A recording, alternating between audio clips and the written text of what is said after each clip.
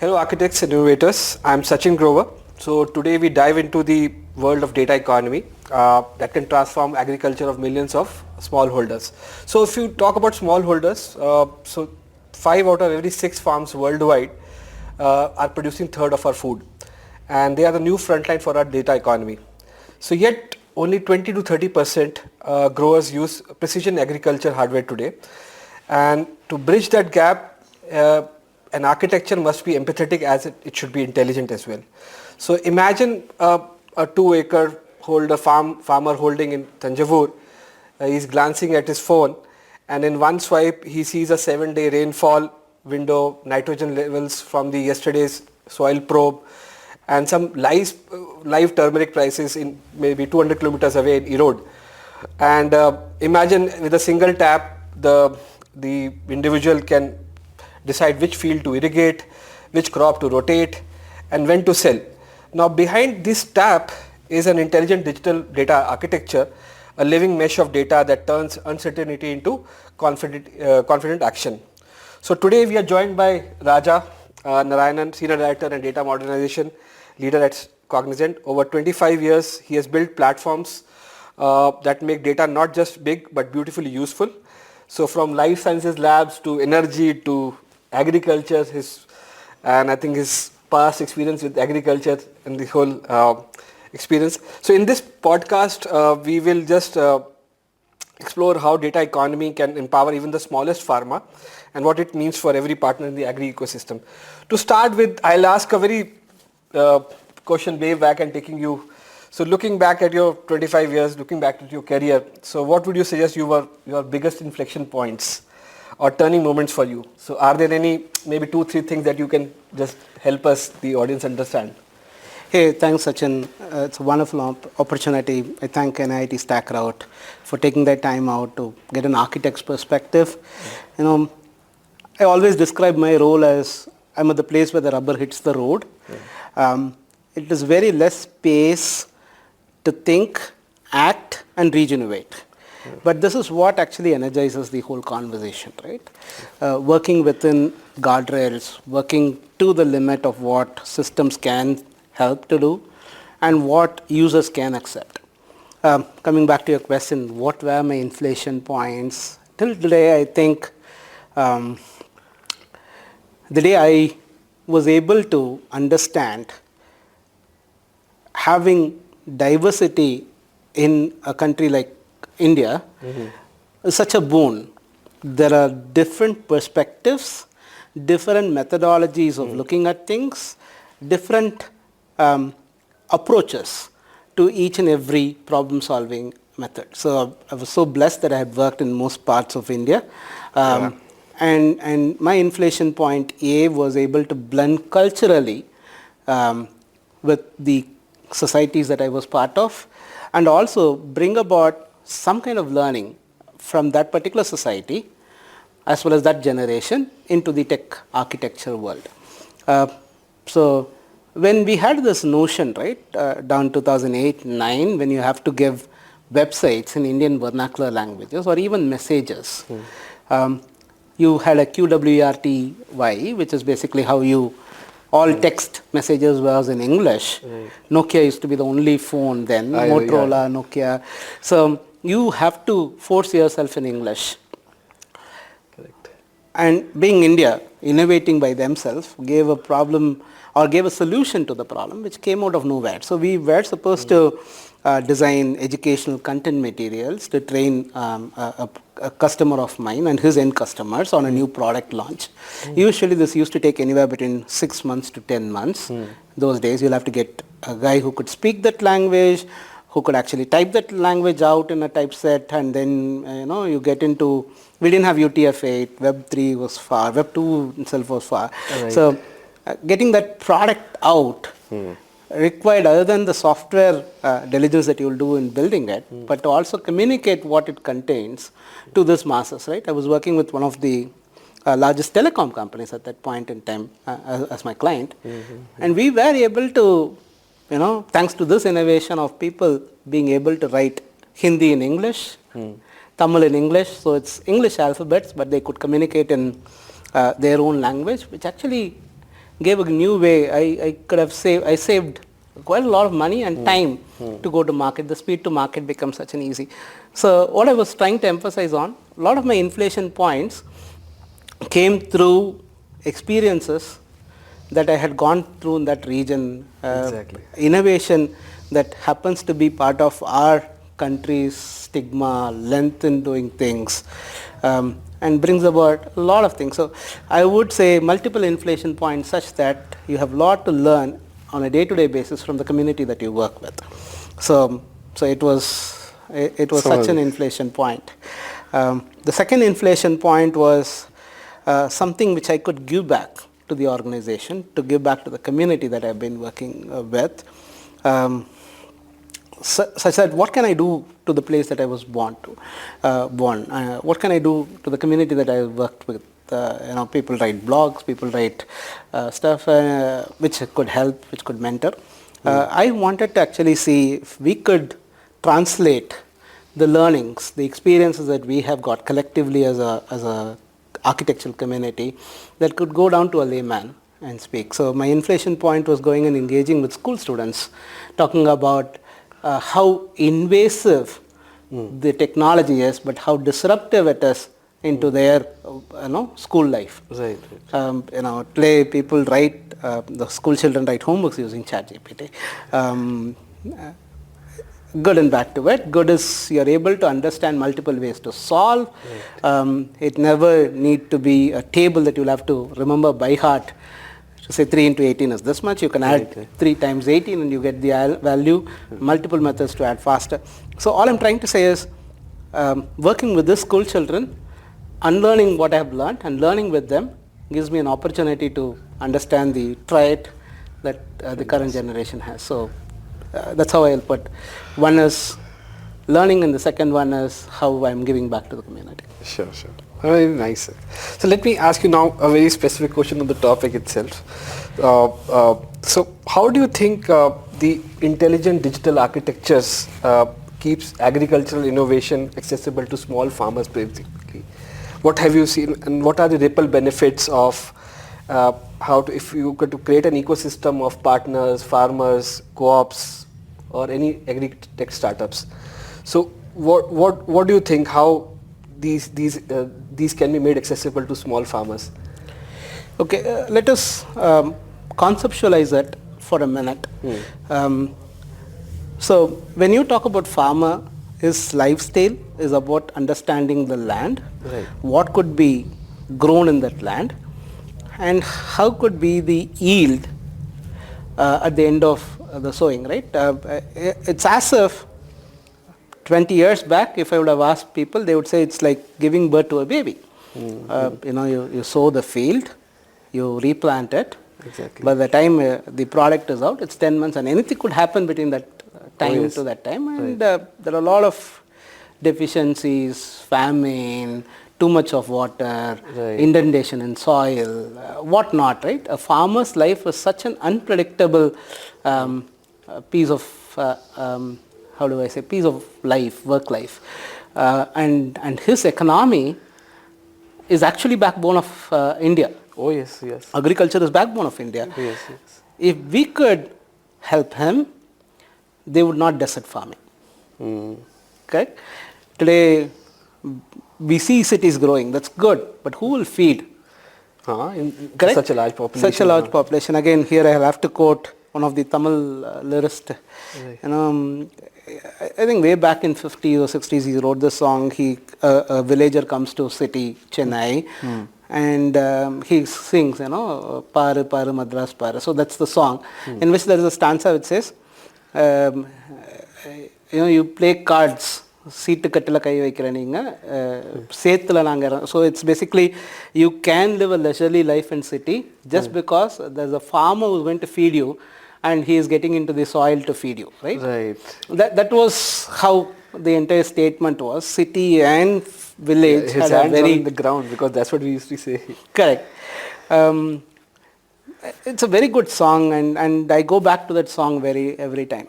Coming back to current relevance, so the data explosion around what kind of farm it is, A lot of e-governance that Government of India has taken as an initiative helped us. We can now get to the farm land, farm mechanisms. There had been significant investment in agriculture, like Tamil Nadu Agriculture University.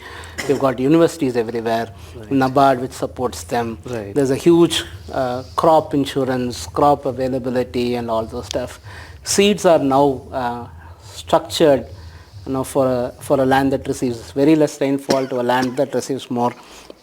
Scientific agricultural practices have evolved in the last 20 years. Right. So there's kind of tech to it, but predictability is still in the hands of God. Correct? That's one part of it, crop. Farmer really relies on crop 30% and animal husbandry for 70% of his revenue. Oh, that's milk, eggs, goats, fish, based on the... Got it. So they were living out of the land, right? So 70% is that. So farm has to feed into this, and this 70% becomes this surety or guarantee. Right. So we have gone through milk storages, how does milk come to you, packet, those bottles, cooperatives, all that. Right. The system is there, data is available, but where is the tech into it? Right. So there are two parts of the puzzle. I'll speak about the green, then we will go to the white, which is milk and egg and all this stuff. The green revolution in India is pretty much not commercial farming, right? It is like people who you mentioned, 2 acres of plot. What will we do with it? And if I tell them you can only do one seasonal crop in a year, because your land has to build the nitrogen levels and you have to be organic in that, it is going to be challenging for him, and it is too big an information overload for him to understand. So what we do today is that we are able to get him a predictable weather pattern, which will tell him what next 30 days looks like. Now, the second thing is, what happens if there is a change in weather pattern? This is all controlled by climate changes, wind movement, heating soil, and all that stuff. There are many factors to the weather data. So you have to retrain your weather data with the satellite imagery information that comes to you. Correct? Right. So which tells you a moving cloud, where is it? Precipitation level, all that. So you mix that too, so that he should be able to do the last minute adjustment. If whatever he wants to. Correct. And more often in India, forget hand phones which are having the displays that we are used to, swipe and all this stuff. They're still in button phones. Feature phones. Feature phones. And network is again a challenge. Most of them work out of 3G. 2G is okay. 3G has come into picture and they are there. So he has to have bite-sized information, which comes in as a SMS to him. I know, And that has to be in his language. I'm coming back to the same problem that we had. Exactly, vernacularly. We have to make it accessible. And most of them, though we boast of a literacy rate of high, among the farming community, the literacy rate is still lower than what we are blessed with. So hence, if you categorize the farmers into multiple sections, even the smallholders, there is a group which is literate. There is a group which are somewhere literate, but they have limitations with respect to computational devices or handheld devices. There is a group who are illiterate, mostly farmhand laborers and all, who's actually executing a contractual farming in a leased farm plot. Those are very large in numbers, in fact. Correct. So those farmers, the original landowners would have migrated to city. They are still holding those plants. They are still holding that, and that is leased to someone who has to develop some mechanism to be done with it. So if you look at all these 4 classifications, I think the intent is to serve minimalistic features, but it should reach the lowest level cadre possible. Correct? And the tech also has to support from that perspective. Tech also has to support from that perspective. So no tabs, no handles, nothing. So the nearest agent, believe me or not, is the guy who's selling fertilizer to him. Is the guy who's selling seed to him. He's the literate. He's actually disseminating some information to him actually. He is disseminating the information. We are using him as the lowest level tech who could go and intervene in the process, tell him this data, and then bring about a methodology for him to understand and communicate. Very good. Yeah. So that's the lowest level of it. No, that's you see, accessibility hinges on that again, trust that they have formed over the years, localization. Correct. And the trust in agriculture comes from, again, whatever data that we are giving him. So for him, what he sees is truth. You tell him software, you'll ask which underwear. Right. So that is the, sorry to trivialize it, but that's actually what we'll have to accept. And growing countries like us have to understand that inclusion is not a requirement, it's a state of necessity. It's a state of necessity. You're absolutely right. So, see, let's move to another question. So, when we say this whole data is very fragmented, there is soil data, weather data, all those patterns, market prices, and so on and so forth. So, is there a process of standardization or protocol or something which is getting formed or governance on the insights? Because it can differ also, but there has to be some standards which everybody gets trusted information from that perspective. So there are two ways of going about it. One is set some time, build the standards, enforce standards across all the providers and players, and get to do things. The other way is get to do things and standards will start in place as the most number of users adhere to it and do with it.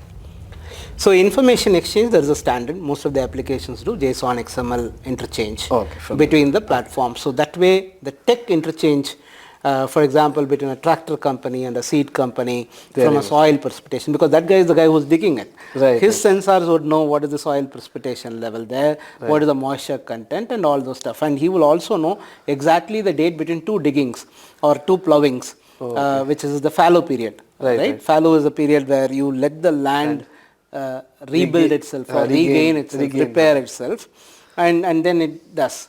The second data that you get is the data of dam storages, linear storages.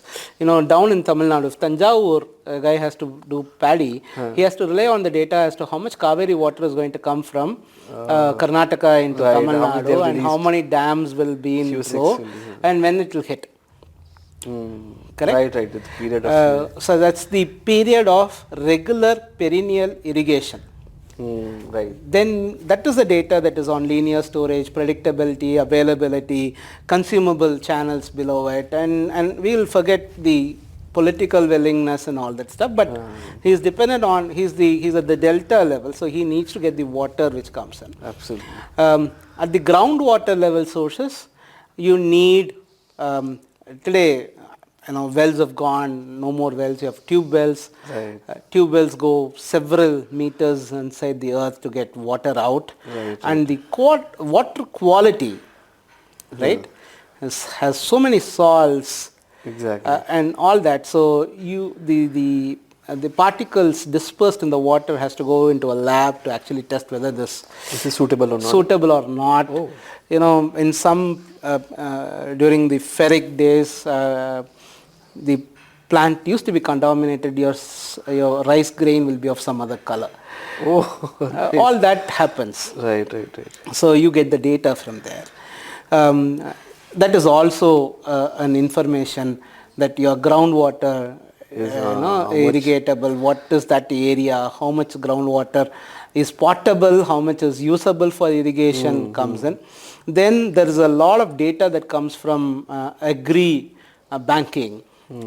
Most of the public sector banks have an agri officer and he has a lot of data with respect to drip irrigation and all that stuff, the method of irrigation that is for trees and horticulture and all those stuff. Why that has to be taken into account is because that's how much the plant would need and how much you would be able to supply.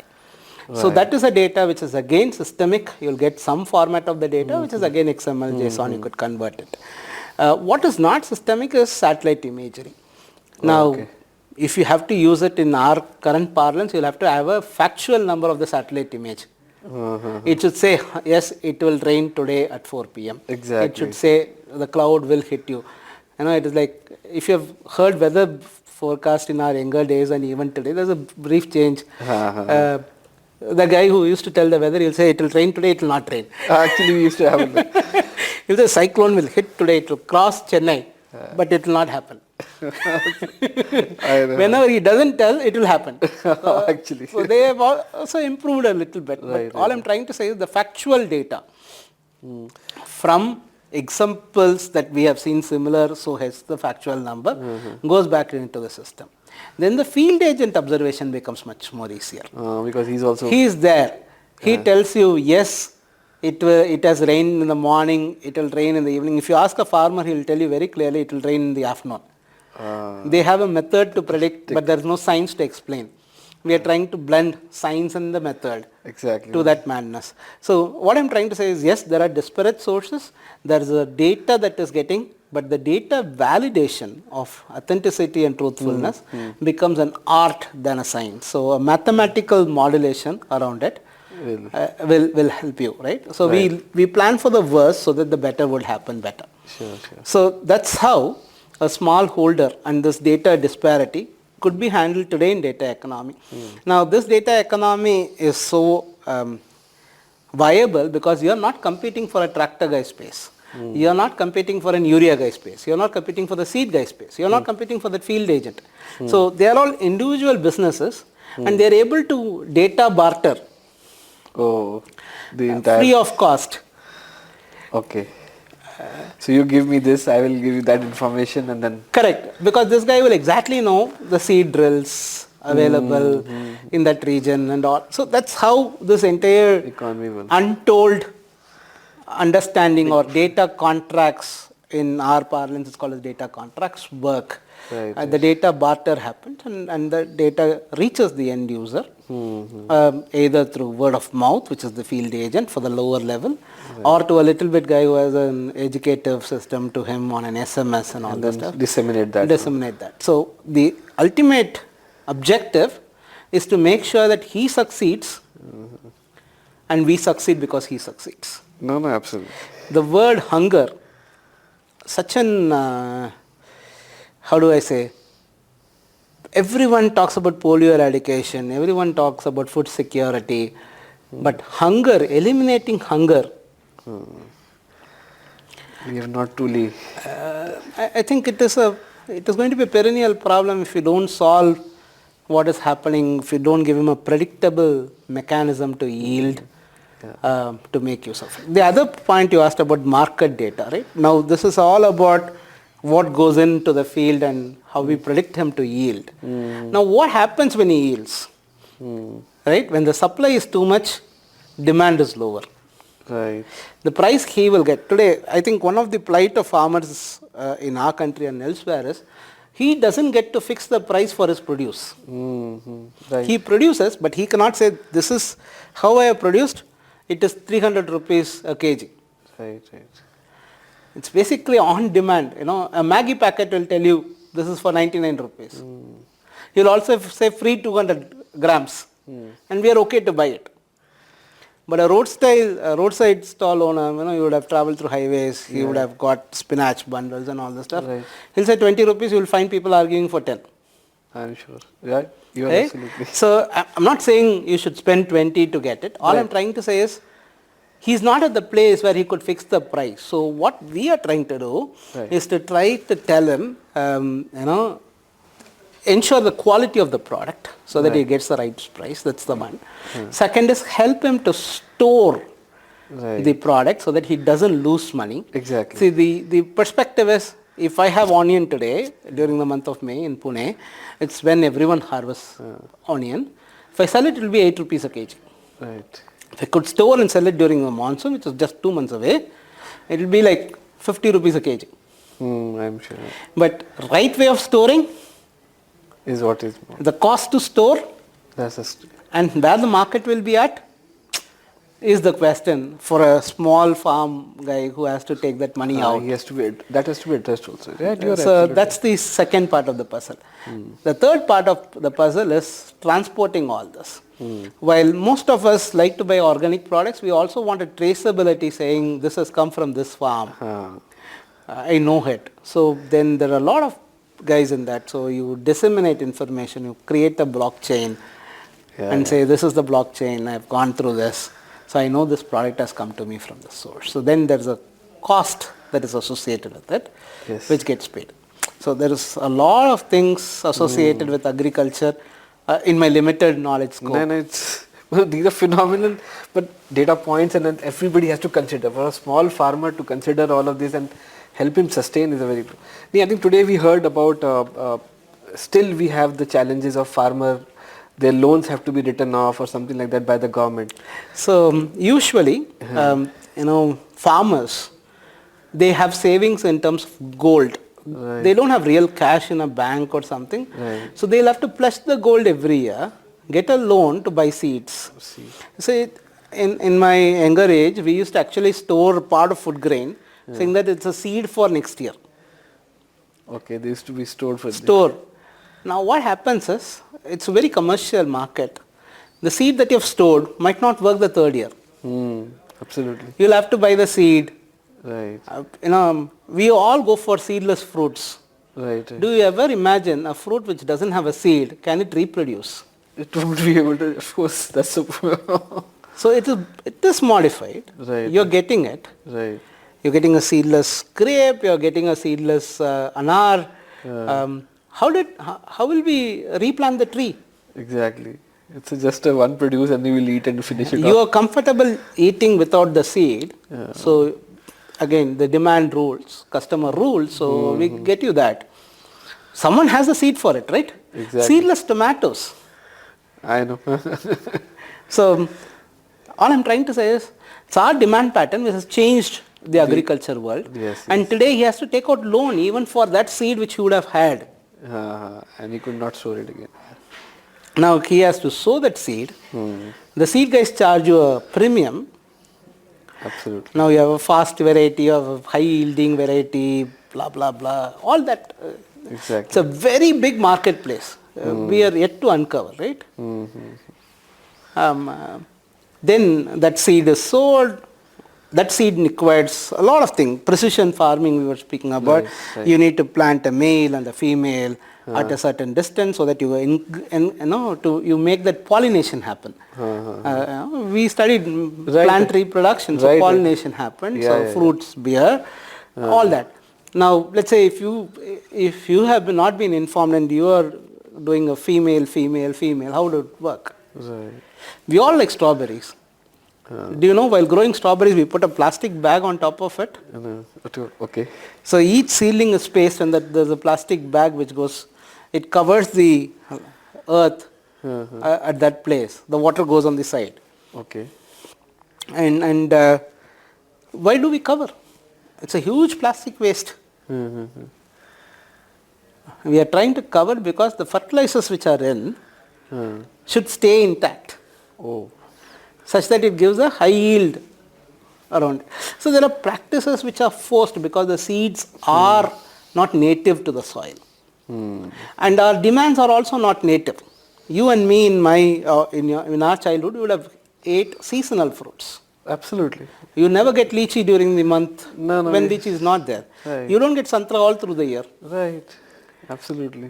Forget the fruits, even the vegetables. Even the vegetables, absolutely. So the seasonality played a huge role in what we consumed. Exactly. Now we want strawberries even during summers, peak summers. Mangoes throughout the year. Mangoes. Early February we get mangoes. Now all I'm trying to say is, these are possible because we are enforcing a lot of demands for going against the seasonality. Exactly. So there was a practice for that reason, right? You season it and you do. Now what does that mean? It requires new fertilizers, new mechanisms, new way to tell soil. It's not summer yet, but you start producing mangoes. And I think this causes a lot of distress in the whole chain of people doing and fulfilling the demand. And what a farmer at the end of the stable thinks is, he will get a huge price if he serves things off season. However, there's a huge risk he takes because it may or it may not yield. Because the environment may not support it at that. Correct. So, as I was coming back to this point, the supply-demand cycle is heavily customer focused, and today our customer have got a global taste to it. And hence, he or she is the one who's actually striving to meet our demands. He's in the bottom of the chain actually, yeah. No, you're right, I think. So okay, from an architecture perspective, we always say architects must have some deep domain knowledge. So how much of it is important? How much do you feel that is important in today's? Because you've done architecture throughout your career and you've nurtured architects in. See, one thing as an architect, I would always tell your audience and the future architects, right? It is very important to get a solution that serves the business problem. Right. Correct? Correct. You need to if I'm going to explain you a problem, you'll have to break down that problem as an architect into multiple solvable small problems. You'll be only able to break it down if you understand where I come from. Exactly. The answer is, you need not be an agriculturist. You should, however, strive to learn through your discussions, through your interviews. The tooling that we give you as an architect is an ability to question, comprehend the answer, assimilate that into smaller blocks, and relate it back to your experience. Okay. Sure. I would have come from a retail world, but how do I look at it? So what I'm trying to say is the relative learning from where you come from and what you're going to do is always that motivational factor, if I may, for me to stay relevant in architecture. All right. Nice one. Okay, different questions now. So if you were 25 again, okay, stepping into AI or a platform architecture world, so how would you prepare to build a successful career now if you were 25 today? Wish I would. At least I would have retained some of my hair. I'm sure. A good question. And again, if I would have been 25 and in this realm, Right. First thing, I would not have actually gone as an engineer to look at the problem. Okay. I would have gone about being a mathematician to model the problem. So, in a nutshell, if I was 25, I would have restructured my career not as a tech-savvy architect, but a business-savvy architect. Okay. Fantastic. Today, what matters, you have a lot of tech enablement. You don't have to sit and write algorithmic program that conforms to coding standards, that goes through quality reviews. You don't get 8 months to do a design assessment, then build a design, and then you write a code, 2 years to implement. At the end of 3 years, you will get to know whether it is successful or not, right? That is not going to be the case. You are in the world of vibe coding. You've got AI tooling that helps you to build. You know SQL, you could have the front end being built by vibe code. You could get your, integration architecture right. So there are a lot of fillers for your skill gap at a tech savvy level.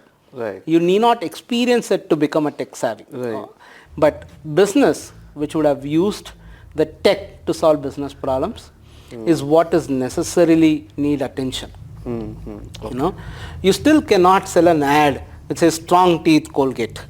No, absolutely. You need to actually make an emotional connect with that ad to a person, right? So all I'm trying to say is there is an association and a dissociation in a business property. Right. So if I was 25, I would have engineered business solutions rather than engineering tech solutions. Fantastic. And to the future architects, I would. So when we learned architecture, you need to know technology architecture. Right. Then you need to know integration architecture. Then you need to know data architecture. Then you need to know business architecture. That's the layer. Then you become an enterprise architect. Right. Now you don't require this. You just need to focus on business. You need to understand the value a domain brings about. Whatever project you get associated with it, don't look at the tree that you are associated with it, look at the forest. Forage, which is a very important survival skill, learn from, just like 3 idiots, it's knowledge, it's a ज्ञान चारों तरफ बढ़ता है, जहाँ पे ज्ञान होता है आप जाकर बैठ जाओ, लेट लो, समेट लो, सही बात है. So that's how it is. So you apply your common sense to understand business, and not everyone needs to be an entrepreneur to understand business. So that's my take. No, fantastic. I think this is very good input for the 25-year-old who is actually getting into the tech and then he wants to aspire. Okay, so coming back just to our association. So what do you think? We have worked together for so many years now. Together, you have been here as part of DSC, and then you've been mentoring. Somehow, we also got mentored from you in some form or the other. But what do you think? The three ways in StackRoute, what they have helped has positively impacted your work or your team and so when it comes to an enterprise education as sought, there are two things to be mindful about. Right. One is, as I said, there's an organization goal to deliver X number of programs to X number of individuals. There's also an individual motivation that is required for X individuals to complete it. I think StackRoute helped me in both. One is, they looked at the organization vision. They were able to respect our time, have very less to more to less, so very less interactions, to understand and structure a program that will meet the horizon, right? Again, as we said, we try to structure the program to the lowest guy who could actually spare less than 2 hours in a given week to understand and accept it. So I think StackRoute did a very good job in terms of understanding the requirements and bringing that into a form that is motivates the individual who takes it up. So both from an organization level, understanding it, and then breaking down, decomposing them into multiple SIGs, and then getting to the guy motivating them. I think it worked well. We will go on for years to do this, but that's how I look at it. Happy to be partnered with you. Thank you. Same here. It's a learning exercise. This kind of platforms such as digital architecture, Conclave. Yes, sure. Thank you, Raja. Thank you for giving us a lot of inputs. We really believe, I think, a lot of inputs that people have got and audience have got from you. Phenomenal understanding. So thank you, Raja, for giving us all of this. Thank you.